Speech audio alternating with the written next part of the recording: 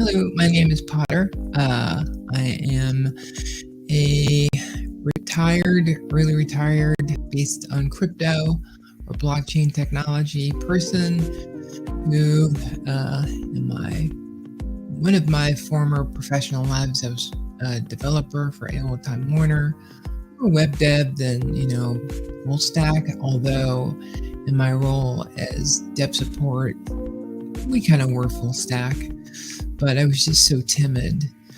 From there, I went on to become a cybersecurity professional. One sec. A cybersecurity professional. I worked for Accenture and Ernst & Young, and I traveled internationally to do cybersecurity assessments. So when I got into programming again, I had to relearn everything, but I can tell you I'm a better dev. It's been about a year plus. I'm a better dev now than I was when it was my full-time job, but it's still challenging.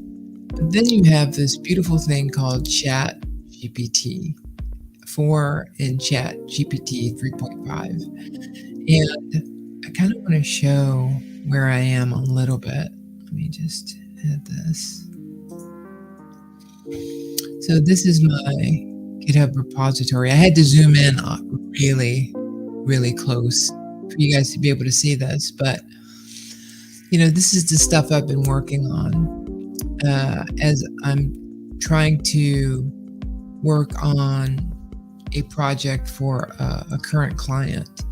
And one of the things that I've had to do again was I had to get used to making mistakes, because that's generally all you do. You just do a lot of making mistakes until you fix it.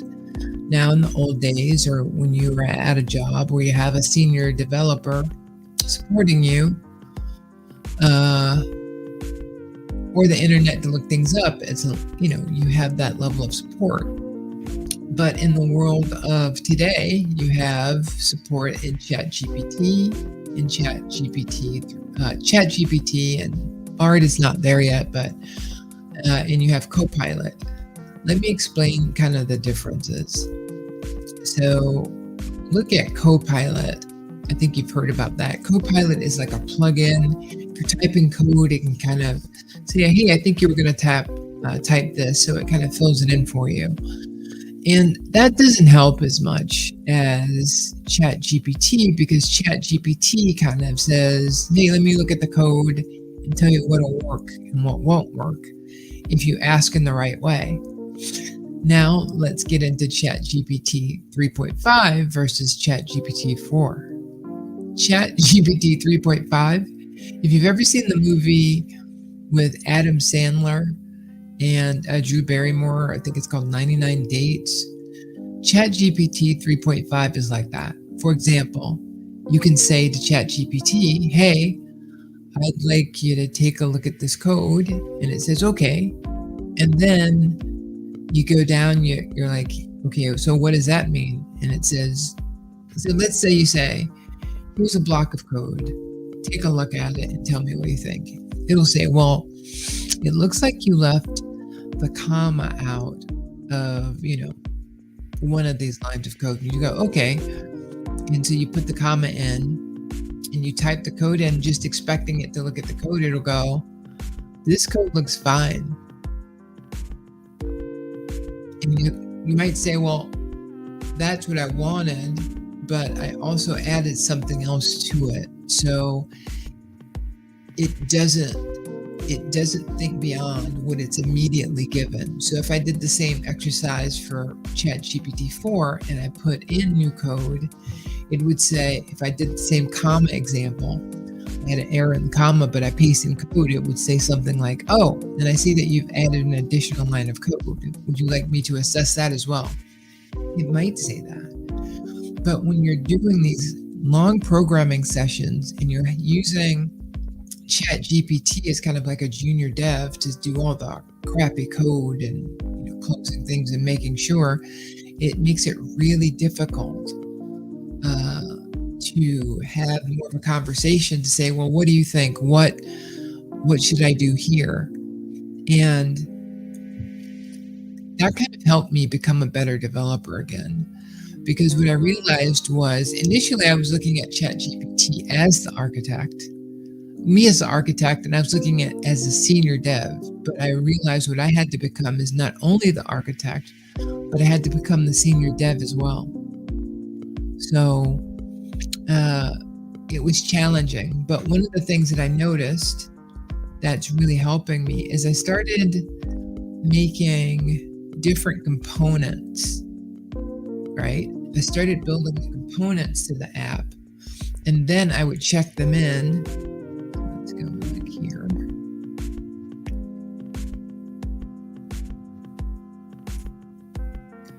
And so, as you can see off of this one, I've got a lot of different branches. Now, I keep everything private, but I tested what I wanted to test first. I wanted to test my upload capability.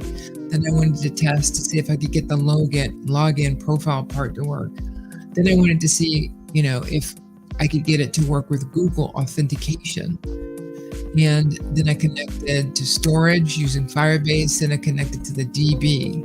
Well, all the UIs changed, so now I'm trying to get them to merge into the overall first iteration of what I'm trying to put together. So the reason why I'm leaving this or talking about this is because a lot of people are thinking that ChatGPT is just the answer. Well, if you've got ChatGPT, you can go in and you can program like anyone else. And it's just not true. It takes a lot of thought. Let me take a look. I don't look at merge. I guess we can go here.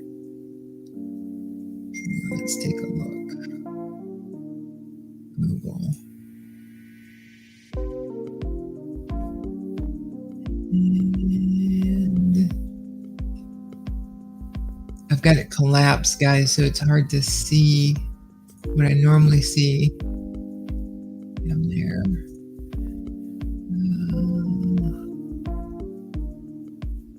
Yeah, it's not. I have to expand it.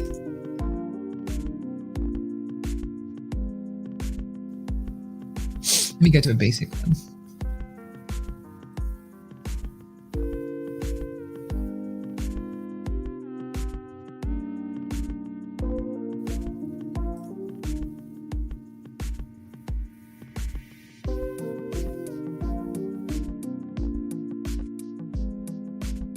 Horrible host.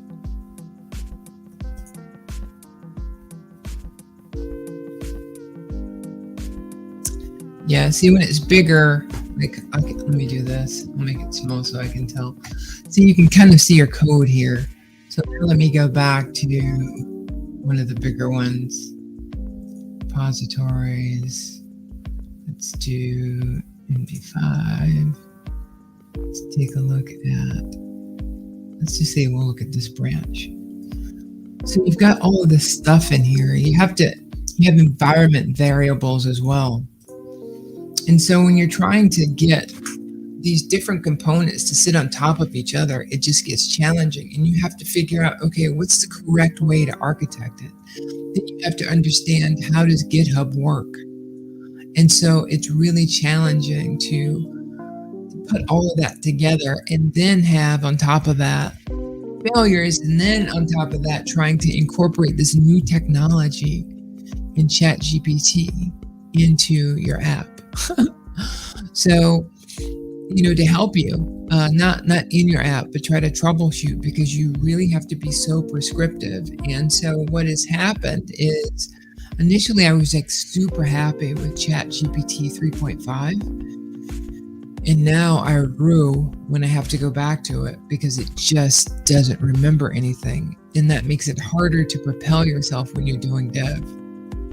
So hopefully next week I can show you guys an app that we've created. I've created quite a bit. It all works independently, but it doesn't work together.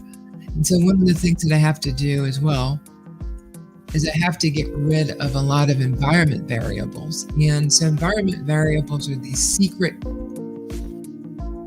messages that you don't want in a GitHub repository. As a matter of fact, there was one really good Phantom app where the person left their environment file on GitHub.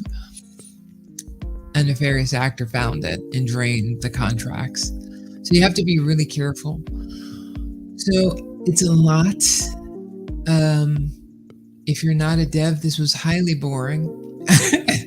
But I wish that when I was doing this, I'd found somebody like me out there trying to get started again, because it's hard and you have to have so much free time. The other thing I'll tell you about GPT 4, which is hard right now, is they're giving you 25 entries or questions before they make you break for over an hour, sometimes up to 2 hours, maybe even 3. So that gets hard too. But as a programmer, you really need something to tell you take a break, because you're pounding your head against the wall and you're not going to progress.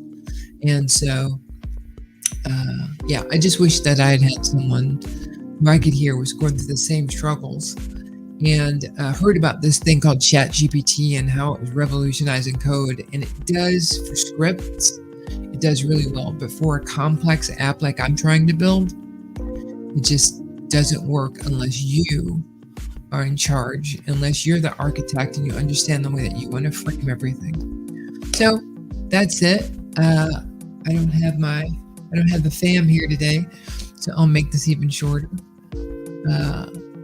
I will say that, it has been rewarding getting back in, relearning things, having to go down to the simplest forms of code. But what I find is that a veteran developer is you don't realize how much you want to immediately expand into other things. You want to do the GitHub, you want to do the branches, you want to merge, and that requires another level of failure that you just don't want to do. You don't want to have that happen. But if you're starting again, don't give up. Keep pounding that rock. I think that you'll get there. It took over a year, but that wasn't dedicated. So, but give yourself at least 6 months to a year before you feel like, hey, I'm back in the saddle. Alrighty. Thanks, guys. And remember, game on.